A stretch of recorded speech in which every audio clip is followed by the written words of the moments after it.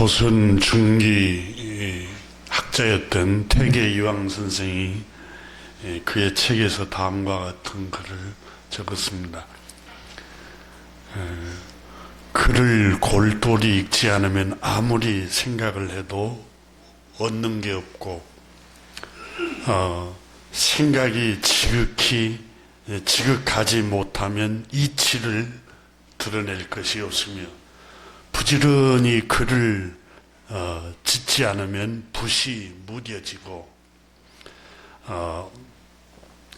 아무리 좋은 생각이 있어도 표현을 하지 않으면 표현하지 못하고, 또 골똘함이 있고 많이 쓰는 연습을 끊임없이 반복하지 않으면 실력이 늘지 않는다. 천길되는 단단한 바위를 뚫으면 좋은 옥이 반드시 나올 것이고, 만길되는 깊은 못을 파면 맑은 샘이 기필코 펑펑 솟아날 것이다. 노력해야만 얻는 것이 있을 것이다. 모든 일을 미루지 말고 게으르게 하지 말고, 게을러서는 이루어지는 일이 없을 것이니 힘쓰고 또 힘쓰고, 다시 말하면 최선을 다할지니라. 그렇습니다. 노력을 하지 않고 마음만 조급하고 욕심만 앞세우다 보면 되는 일이 없습니다. 욕심이 앞세우고다 보면은 마음이 조급해집니다. 조급해진다고 해서 내가 원하는 것이 이루어지는 게 아니라는 것입니다.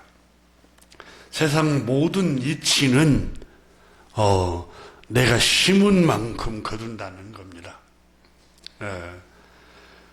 다시 말하면 노력의 결실을 거두는다고 말을 하고 있습니다. 욕심만 나고, 욕심은 많은데 마음이 조급해진다고 해서 이루어지는 게 아니라, 오히려 욕심이 많고 조급해지면 마음에 화만 쌓인다는 겁니다. 그래서 동양 고전 맹자 선생 글을 보면 곡식이 빨리 자랐으면 하고, 농부가 심어놓고 조금 싹이 나고 조금 어린 순이 빨리 좀 자랐으면 쓰겠다 하고 이렇게 뽑아 올리면 그 곡식은 말라 죽어버린다는 겁니다. 그래서 마음이 조급할수록 천천히, 또 서두르지 말고 차분하게 준비해가라는 의미입니다.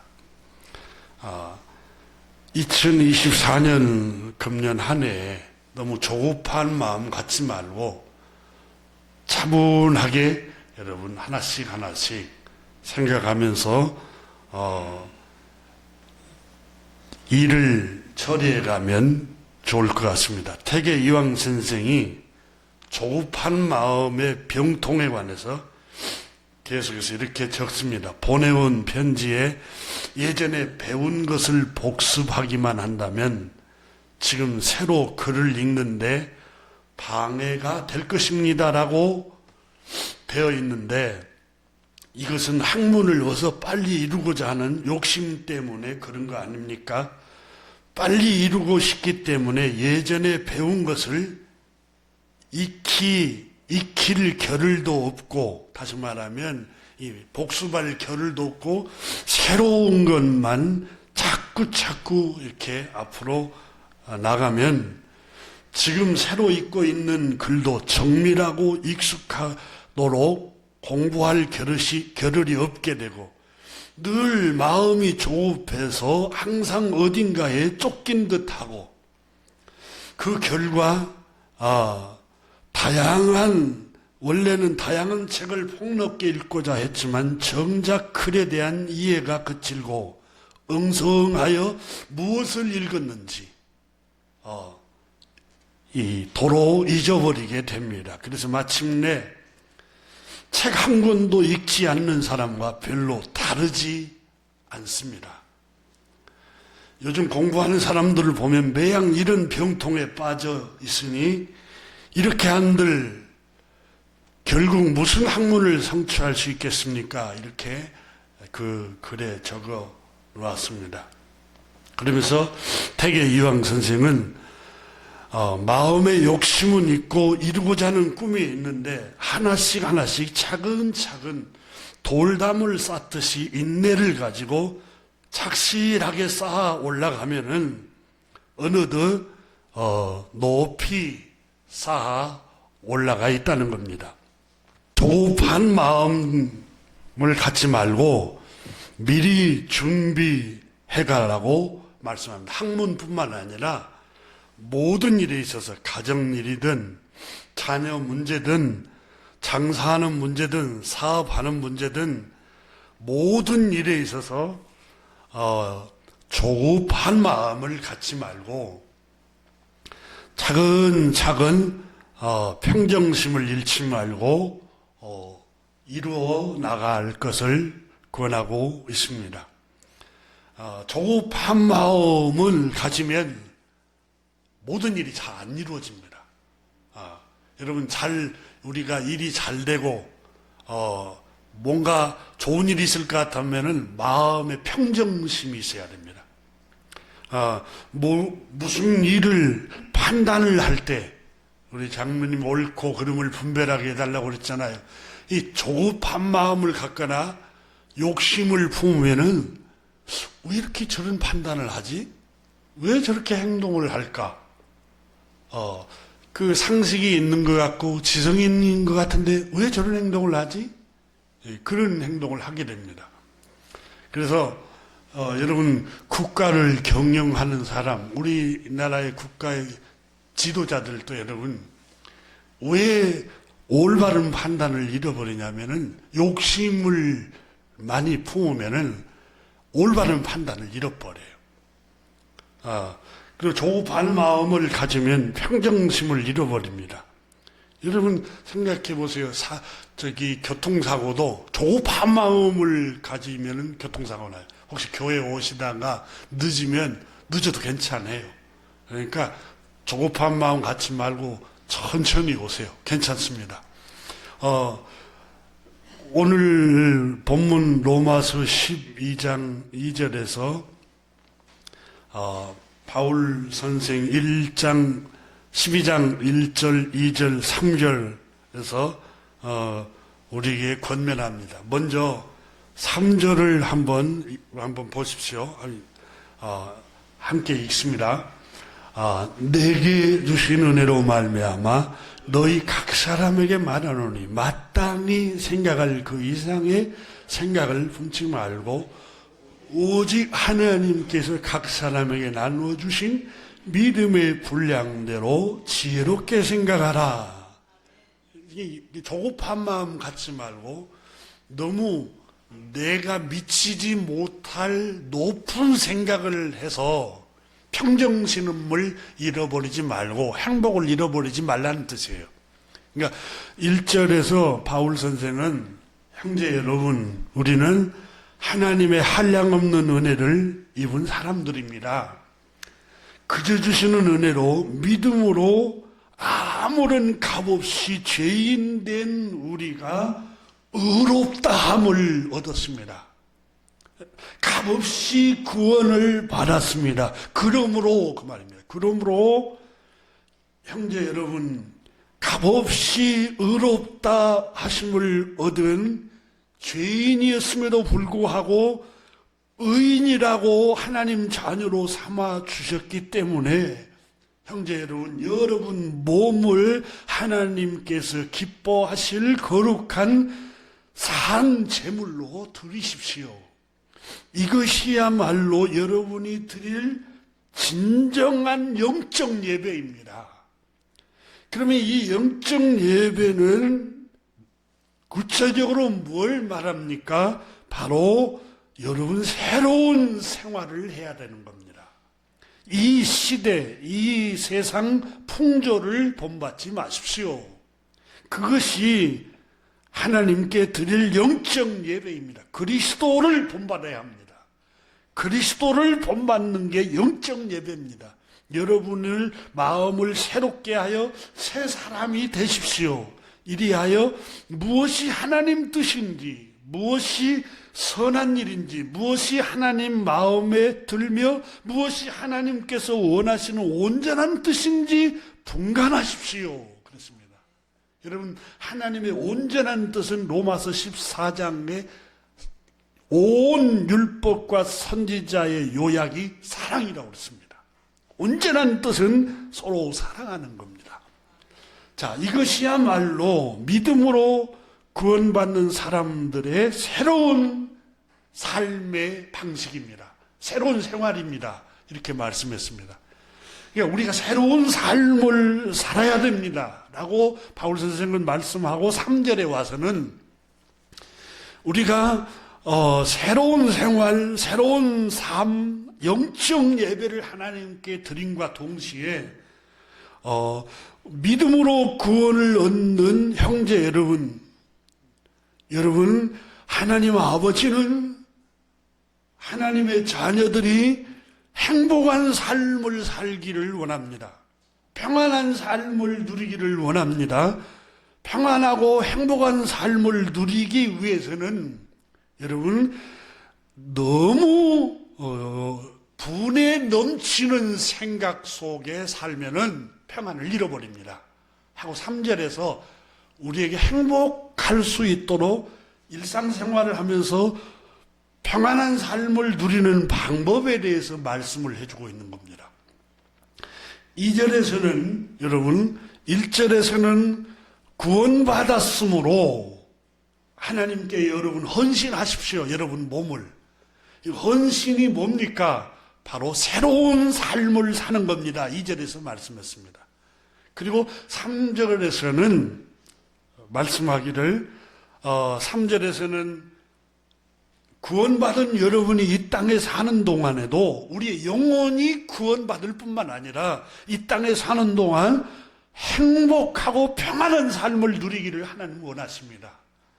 그러기 위해서는 너희 각 사람이 마땅히 생각할 그 이상의 생각을 품지 말고, 다시 말하면 그 다음 문맥에서 설명합니다. 오직 하나님께서 각 사람에게 나누어 주신 믿음의 분량만큼 생각을 하십시오. 믿음의 분량만큼 지혜롭게 생각을 하면서 살아가십시오. 그렇게 말씀합니다. 저 어떤 분이 서울에 어마어마한 아파트 비싼 집을 몇 억짜리 샀대. 나도 영끌해서 사야지, 빚내서 사야지. 그렇게 하지 말라는 말이에요, 이 말씀은. 무슨 말씀이냐면, 너희 각 사람에게 말하느니 마땅히 생각을 그 이상의 생각을 품지 말고 하나님께서 오직 각 사람에게 나누어 주신 분량이 있다는 거예요. 여러분, 우리가 100사이즈 옷을 입어야 딱 적당한 사람이 한 110짜리를 옷을 입고 산다고 하세요. 얼마나 불편해요. 거치장스럽고. 이 옷 사이즈가 있듯이, 자기 몸에 맞는 옷 사이즈가 있듯이 하나님이 우리 각 사람에게 주신 믿음의 분량이 있다는 거예요. 저 사람 왜 저래? 이것도 못해? 그게 아니에요. 그 사람은 그 사람의 분량이 있어요. 분량이. 목사님, 아니 수천 명, 수만 명 모인 교체는 왜 우리 교회를 부흥을 못 시켜요? 나는 저의 분량이 그만큼 못 돼요. 여러분. 그러니까 저한테 그 분량을 요구하면은 전 죽을 수밖에 숨을 못 쉬어서 내 분량에 맞게. 이게 마찬가지예요. 사업도 마찬가지고 장사도 마찬가지고 자녀 양육하는 것도, 아니 내 친구 그 아이는 전교에서 1등하고 어디 유명한 대학을 가는데 너는 왜 이러니? 이건 하나님의 백성들이 해야 할 일이 아니에요. 너희가 정말 믿음으로 구원을 받은 백성이라면 하나님이 각 사람에게 주신 분량이 있다는 거예요. 그 생각의 분량이. 너는 왜 그런 생각을 못해? 여러분, 못할 수밖에 없어요. 왜냐하면 하나님이 각 사람에게 나눠주신 은사나 분량의 크기가 다 달라요. 예수님께서는 1달란트, 어떤 사람은 3달란트, 어떤 사람은 5달란트. 제가 청년 때에 그 말씀을 읽고 그 말씀을 읽다가 화가 나더라고요. 마음속에 혼자. 왜 이렇게 불공평해? 아니, 사람은 다 똑같이 태어나서부터 어떤 5달란트 받는 사람이 있고, 어떤 사람은 3달란트 받은 사람이 있고, 어떤 사람은 1달란트 받은 사람이 있고, 이게 뭐야? 그게 잘 안 믿어지더라고요. 그 생을 이렇게 살아오면서 와, 정말 이게 분량이 큰 사람들이 있어요. 사고의 폭이 큰 사람, 넓은 사람, 아주 섬세한 사람. 저는 섬세하지를 못해요. 좀 멀리 보기는 해요. 근데 아주 섬세하지를 못해요. 그래서 섬세한 제 아내가 그런 성격을 갖고 있는데 어떻게 이렇게 섬세할 수 있지? 깜짝깜짝 놀랄 때가 있어요. 근데 하나님이 믿음의 분량이 다 이렇게 분량이 틀리게 해놨다는 거예요. 바울 선생은 지금 그 점을 3절에서 말씀을 하고 있어요. 우리 속담에 여러분, 남이 장에 간다고 걸음지고 밭에 가던 사람이 그 걸음을 밭에 가지 않고 그 밭에 가서 물어야 할 걸음을, 남이 장에 간다고 그 걸음을 치고 가다 말고 장애를 따라간다는 거예요. 남이 빚내서 집 산다고 해서 나도 집 사고, 나는 그 분량이 안 되는데, 남이 명품을 사고 그냥 비싼 걸 하고 다니는데, 나는 내 분량이 있는데 그걸 따라가다가, 여러분, 우리 민족의 특성이, 한국 사람, 우리 민족의 특성이 그냥 좌로 가면 전부 다 좌로 가고, 우로 가면 전부 다 우로 가고. 여러분, 부동산이 올라가면은 전부 온 국민이 부동산. 또 부동산이 어렵고 힘들면은 다 온통 다 부동산 다 이렇게 팔라고 내놓고. 여러분, 거꾸로 하세요. 거꾸로. 정말 재테크를 잘하는 사람들은 거꾸로 하는 거예요. 거꾸로. 정반대의 길을 가는 거예요. 왜냐하면 경제는 돌게 돼 있어요. 이렇게 돌게. 순환하게 돼 있어요. 부동산 경기가 언젠가는 또 오겠죠. 이렇게 자본을 많이 갖고 있는 사람들은 반드시 또 부양책을 써서 올립니다. 또 어느 정도 올리면은 그걸 또 남기기 위해서 그 자본을 많이 갖고 있는 사람들은 또 불황을 가도록 만듭니다. 그래서 옛날 여러분 미국의 월가에서 시위를 했잖아요. 젊은이들이. 이 자본가들. 가난하고 그 젊은 사람들을 너무 힘들게 한다고. 그래서 남이 하는 대로 따라가지 말고 내 분량대로 내 생활에 맞게 생활하라고 오늘 성경은 우리에게 말씀하고 있습니다. 시장 가서 다른 사람이 물건 산다고 나는 필요 없는데 또 가서 사고, 괜히 따라가지 말라는 거예요. 분위기에 젖어 필요한 물건도 아닌데 남들이 사니까 나도 사고, 절대 그러지 말라는 거예요. 남들이 외제 뭘 옷을 입든 차를 사든 뭘 사치품을 하든 그냥 너는 너대로 살아라. 나는 내 방식대로 내 철학을 가지고 살아갈 것을 바울 선생이 내 분량만큼 살아갈 것을 가르치고 있는 거예요. 여러분, 영끌에서 빚을 내서 산 젊은이들이 배가 망신해서 한강에서 자기 몸을 던져서 생을 포기하는 사람들 수없이 일어나는데 정말 기성세대들 정말 나쁜 사람들이에요. 어른들이 나쁘죠, 어른들이. 오늘 로마서 12장 3절에서는 우리에게 그 점을 말씀을 하고 있습니다. 먼저 그 말씀을 조금 더 나누기 전에 3절에 바울 선생이 고백한 그 겸손한 모습을 함께 같이 먼저 은혜를 나눌까 합니다. 먼저는 3절을 한번 보십시오. 3절에 이렇게 말씀합니다. 내게 주신 은혜로 말미암아, 이렇게 말씀합니다. 바울 선생은 형제 여러분, 나는 하나님께서 내게 주신 나는 은혜를 받아 살고 있는 사람입니다. 그 고백을 먼저 하는 말씀에 주목 한번 하십시다. 내게 주신 은혜로 말미암아 각 사람에게 말씀을 전합니다. 이렇게 말하고 있습니다. 각 사람에게 말합니다. 내게 은혜를 주지 않았더라면 나도 이와 같은 삶을 살지 못했을 겁니다. 그 말입니다. 바울 선생이 그런 삶을 살지 못할 수밖에 없지요. 바울 선생은 히브리인 중에 히브리인이요, 하나님께 가장 열심을 가졌던 유대교인이었습니다.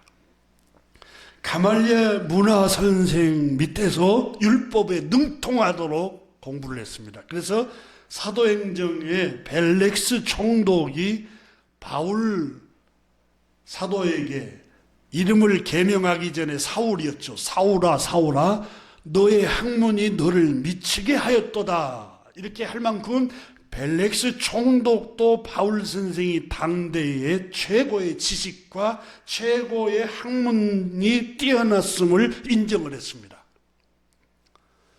그래서 여러분, 이 성경을 13권을 썼던 이 바울 선생이 아주 지식과 철학 또 학문적으로 율법적으로 능통한 사람입니다. 그래서 바울 선생은 오늘 본문에 이름에도 불구하고, 이 지혜자였음에도 불구하고 본문 3절에 내게 주신 은혜로 말미암아 각 사람에게 나는 말씀을 전합니다. 내 힘으로 전하는 게 아니라 하나님의 은혜를 받았기 때문에, 은혜가 아니었으면 나는 이런 자리에서 말씀을 이렇게 하나님 말씀을 전할 수가 없습니다. 나는 하나님의 은혜를 부어주지 않았더라면 나는 의로움으로 가득 차서 교만이 가득 찼을 것입니다. 그 말입니다. 하나님의 은혜로 말미암아, 은혜 때문에 내가 이 자리에서 이 복음을 알게 되었고, 이 하나님의 놀라운 풍성한 삶, 평안의 삶, 구원의 삶을 살 수 있었습니다. 그래서 여러분에게도 이 말씀을 전할 수 있는 겁니다. 그 말씀을 고백하고 있는 것입니다. 하나님의 은혜를 받은 사람임을 바울 선생은 스스로 인식하고 자신의 겸손함을 오늘 본문에서 엿보는 대목입니다. 다니엘 선지자가 바벨론 통치자 느부갓네살이 망한 이유를 다니엘서 4장 30절, 33절까지 기록을 해놨죠. 이 느부갓네살 왕이 옥상을 거닐면서 이 바벨론 성을 내려다보면서 이 큰 바벨론을 내 능력으로 건설했다. 혼자말로 내 권세로 건설했다. 하나님이 나에게 은혜를 부어주셨기 때문이 아니라 내 힘과 내 권세와 내 지략과 내 지혜와 내 수고로 이 거대한 바벨론을 건설했다. 이 성이 내 위엄과 영광을 나타낸 거 아니냐. 여러분 조심해야 됩니다. 우리가 지위를 얻든 명예를 얻든 또 어떤 소유를 가졌던 이게 나를 나타내. 이거 교만입니다. 이 느부갓네살 왕에게 하나님께서 그렇게 할 때 다니엘 선지자가 하나님이 말씀하시기를 다니엘서 4장 31절에 느부갓네살 왕이 그렇게 고백합니다. 이 말을 내 입에서 할 때에 하늘에서 하나님의 음성이 들리기를 느부갓네살아 너에게 말하노니 이 나라의 왕위가 너에게서 떠났느니라.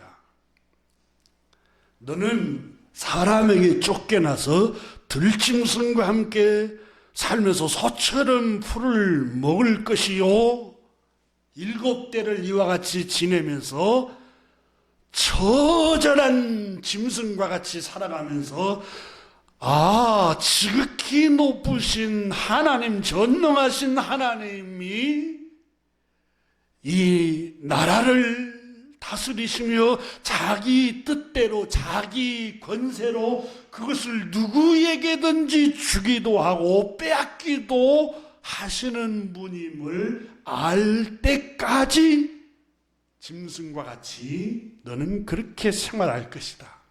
이걸 누가 기록했냐면 다니엘 선지자가 느부갓네살 왕을 하나님이 끌어내신 이유, 망하게 하는 이유가 뭐냐 하면 교만한 것 때문에 끌어냈다는 거예요. 하나님의 은혜임을 알지 못했을 때 하나님은 끌어낸다는 거예요. 그래서 바울 선생은 로마서 12장 3절에 철저하게 고백하고 있습니다. 내게 주신 은혜로 말미암아, 내가 하는 게 아니라 은혜 때문에 하나님 주신 그 은혜가 이렇게 나를 만들었습니다 라고 고백하는 겁니다.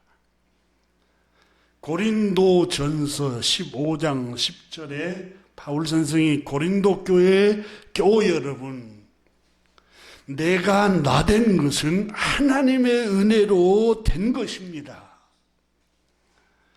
내게 주신 은혜가 헛되지 아니하여 내가 모든 사도보다 더 많이 수고했습니다.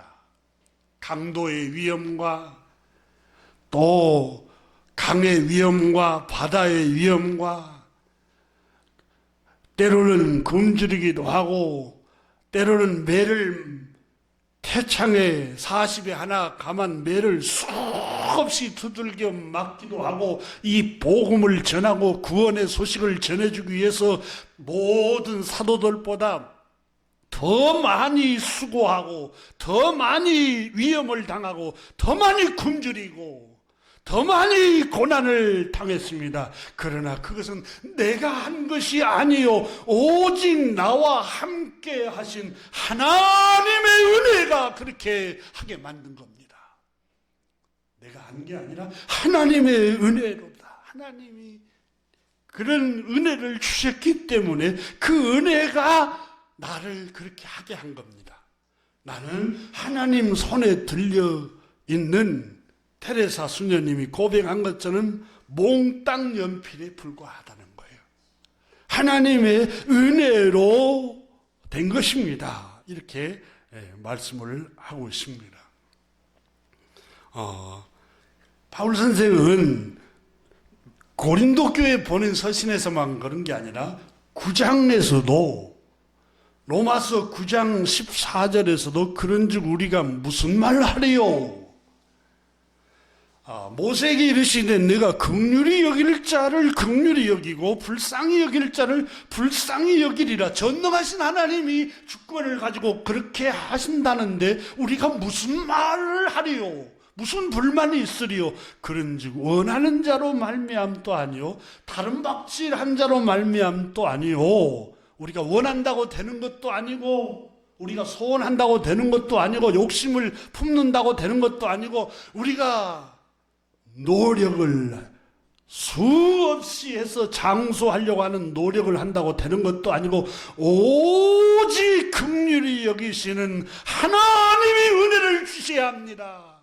이 고백을 바울 선생이 로마서 9장에서도 말씀합니다. 그래서 로마서 9장 18절에 그런즉 하나님께서 하시고자 하는 자를 긍휼히 여기시고 하시고자 하는 자를 완악하게 하시느니라.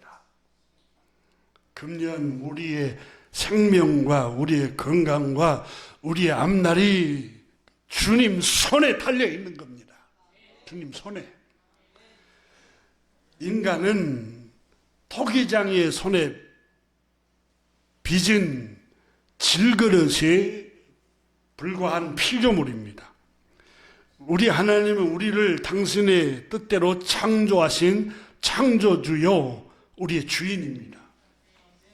로마서 9장 14절에 내가 긍휼히 여길 자를 긍휼히 여기고 불쌍히 여길 자를 불쌍히 여기시리라. 그런즉 원하는 자로 말미암도 아니요 다른 박질한다고 되는 것도 아니다.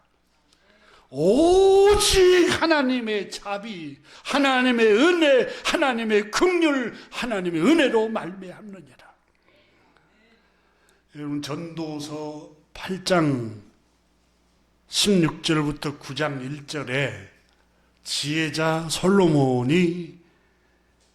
임금이 다음과 같이 말했습니다. 내가 마음을 다하여 지혜를 알고자 하여 세상에서 행해지는 일을 보았는데 밤낮으로 차지 못하는 자도 있도다. 내가 또 하나님의 모든 행사를 살펴보니 해 아래서 행해지는 일을 사람이 능히 알아낼 수 없도다. 사람이 아무리 애써 알아보려고 할지라도 능히 알지 못하나니 비록 지혜자가 아노라 할지라도 능히 알아내지 못하리로다. 9장 1절에 이 모든 것을 내 마음에 두고 이 모든 것을 살펴본 즉, 책을 많이 읽었던 것 같아요. 솔로몬이. 이걸 마음에 두고 이 모든 것을 살펴본 즉 의인이나 지혜자들이나 그들의 행위나 모두 다 하나님 손안에 있으니, 이 지혜자 솔로몬 임금도 모든 게 하나님 손안에 있다는 거예요. 실제 여러분 솔로몬은 자기 위로 형이 많았잖아요. 다윗 왕이 자기 왕위를 솔로몬이 제일 밑에 끝에 쪽인데 어떻게 왕위를 자기에까지 올 거라고 생각도 못했죠. 상상도 못했어요.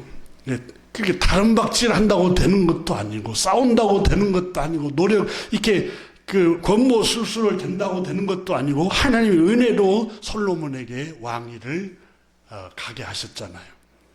그래서 솔로몬은 모두 하나님 손 안에 있으니 사랑을 받을는지 미움을 받을는지 사람이 알지 못하는 것은 모두 그들의 미래의 일들인데 하나님 손 안에 있기 때문이라. 인생의 모든 앞날은 창조주 하나님 우리 아버지 손에 달려 있습니다. 내가 할 수 있는 것은 오직 감사와 기도, 두 손을 높이 들고 주께 찬양하네. 내가 할 수 있는 것은 내가 최선을 다하면서 하나님, 내 앞날이 주님 손에 있습니다. 주님이 나에게 긍휼을 금년에도 베풀어 주시옵소서. 하나님의 은혜를 구해야 합니다. 바울 선생은 오늘 본문에 오늘 나의 나됨은 하나님의 그저 주시는 은혜다. 하나님의 은혜로 말미암아. 그렇습니다. 디모데 후서 1장에 보면은 바울 선생은 나는 비방자요, 박해자요, 폭행자요, 그리스도를 박해하던 자였습니다. 그렇잖아요. 사도행전을 읽어보면은 바울 선생이 예수님을 대적을 하고 믿는 사람을 잡아다가 가두고 위협하고 폭행하고 쇠사슬에 묶여서 감옥에 끌고 가고 이런 일을 했잖아요. 그러니까 바울 선생은 오늘 본문에 그 말씀합니다. 하나님의 은혜로 말미암아 나는 여러분에게 이 선한 말씀을 전할 수 있습니다. 왜냐하면 하나님께서 부활하신 주님께서 성령 하나님께서 다메섹으로 올라갈 때 그 은혜를 내게 부어주지 않았더라면 나는 영원히 선한 목자 구주 예수 그리스도를 박해하면서 믿는 그리스도인들을 폭행하면서 악하게 살았을 것입니다. 그런데 하나님께서 내게 은혜를 부어주셔서 오늘 내가 있게 된 겁니다. 이 고백을 이 12장 3절 앞부분에서 말씀을 하고 있는 것입니다. 바울 선생은 디모데 전서이군요. 후서가 아니라 디모데 전서 1장 13절을 이렇게 바울 선생이 디모데에게 내가 전에는 디모데야 전에는 비방자요 폭행자였으나 이런 삶을 살았어요. 비방하면 살고 박해하면 살고 폭행을 저지르면서 살았지만 도리어 오히려 저주받지 않고 심판받지 않고 마땅히 저주받아야 할 사람이 도리어 은혜를 입은 것은 긍휼을 입은 것은 내가 믿지 아니할 때 알지 못하고 행하였으면 하나님 나를 긍휼을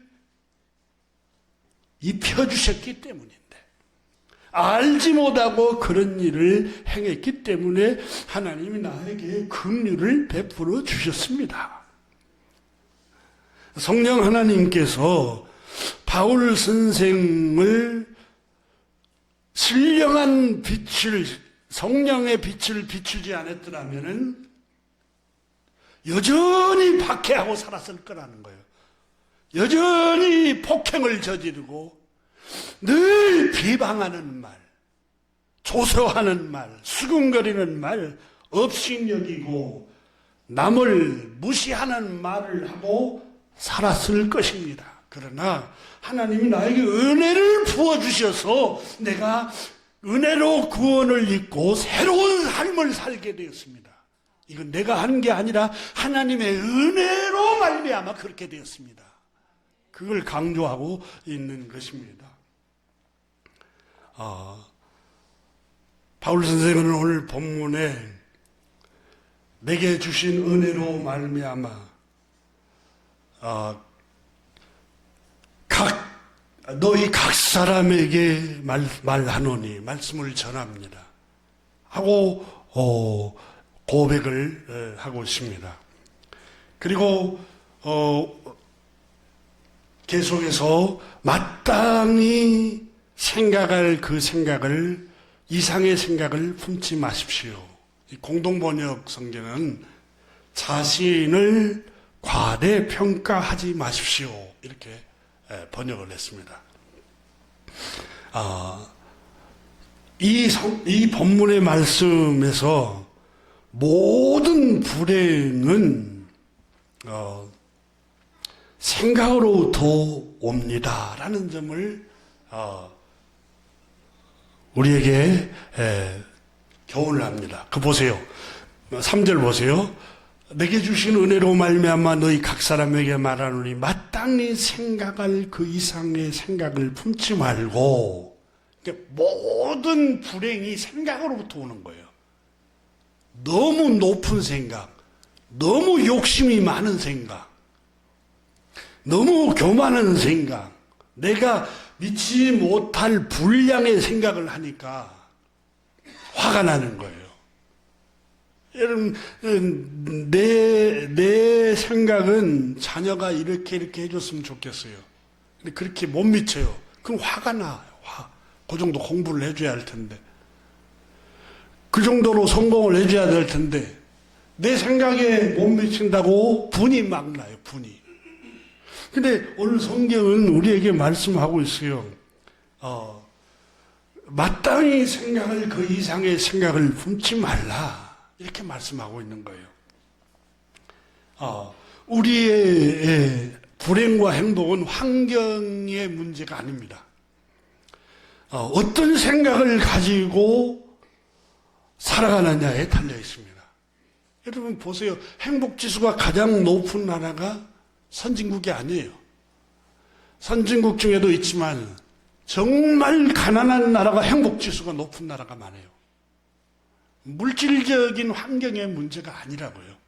그 예수님께서도 천국은 하나님 나라는 먹고 마시는 나라가 아니라 의와 희락과 평강이 넘친다고 로마서 14장에 바울 선생이 말씀을 했는데 예수님은 천국을 여기 있다 저기 있다 환경의 문제가 아니라 너희 마음의 문제다 그랬어요. 마음의 문제. 그래서 어떤 생각을 가지고 살아가느냐, 부정적으로 생각하고 비관적으로 생각하면 한없이 불행해집니다. 환경을 탓하고 남편을 탓하고 자식을 탓하고 부모 탓하고 이렇게 환경을 탓하면서 부정적으로 비관적으로 생각하면 더 불행해집니다. 더 불행해져요.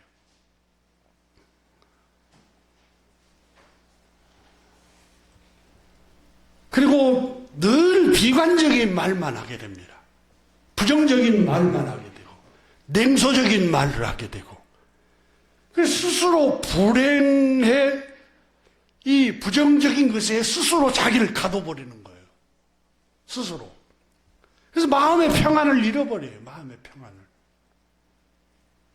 반면에 여러분 좋은 생각 어떤 환경에도 불구하고 하나님의 말씀을 마음에 품고 그 말씀을 생각하고 그 말씀을 믿음으로 바라보면 말씀을 믿음으로 바라면 환경을 바라보지 않고 말씀을 믿음으로 바라보면 뭐가 생기냐? 인내가 저절로 생기는 겁니다. 인내가. 왜냐하면 말씀을 믿으니까 인내하게 되고 또 말씀을 믿으니까 오늘 불행하게 생각하지 않고 긍정적으로 생각하는 거예요. 현실을. 긍정적으로 생각하고 낙관적으로 생각하는 거예요. 그래. 위험한 광야로 인도하실지라도 40년 동안 마침내는 복을 주실 것이다 라고 했어. 이 말씀을 바라보고 아니야 모든 것이 협력하여 마침내는 선을 이룬다고 말씀하셔서 이게 낙관적으로 믿음을 가지고 긍정적으로 바라볼 때 여러분 환경을 이겨낼 수가 있는 거예요. 여호수아가 이스라엘아 너희가 강 저편에 섬기던 신이든지 강 이편에 섬기던 신이든지 오늘날 너희 섬길 자를 택하라. 나와 내 집은 결심했노라. 오직 창조주 하나님 여호와 하나님만 섬기겠노라. 우리는 흔들리지 않겠노라 그 말입니다. 그래서 여호수아는 믿음으로 하나님의 말씀을 바라봤습니다. 믿음으로 바라보다 보니까 낙관적으로 생각하게 되고 비관적인 생각을 하지 않고 앞으로 전진해서 나갔습니다. 그래서 여러분 찬송가에도 그 찬송이다. 여호수아 본받아 앞으로 가세. 우리가 여호수아 본받아 앞으로 가세. 허락하신 새 땅에 들어가려면 여호수아 본받아 앞으로 나가세. 겨우 여러분 금년 한 해 동안 비관적으로 생각하지 마세요. 그리고 부정적으로 생각하지 마세요. 사물을 바라볼 때나 사람을 대할 때나 다 긍정적으로 생각하세요. 믿음으로 바라보고 여러분 자녀들에게도 그의 그릇이 있어요. 그러니까 여러분의 생각을 거기 안 된다고 혈기 부리고 화를 내고 윽박지르고 그 아이에게 상처를 주지 마세요. 그냥 그릇에 맞게끔 인정을 하고, 또 부부관계도 마찬가지예요.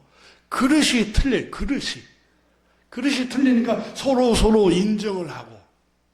왜 당신은 나같이 안 해? 모습 보세요. 같은가? 틀리잖아요.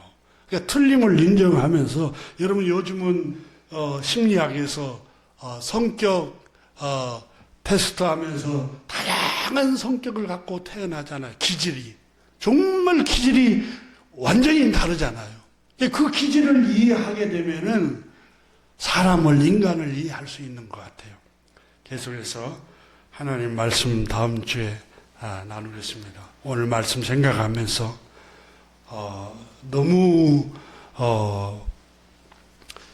내가 미치지 못할 큰 욕심을 품지 말고, 여러분 평정심을 가지고 한 해 동안도 긍정적이고 낙관적으로 믿음으로 살아가시기를 주님의 이름으로 축복합니다. 기도하겠습니다. 하나님.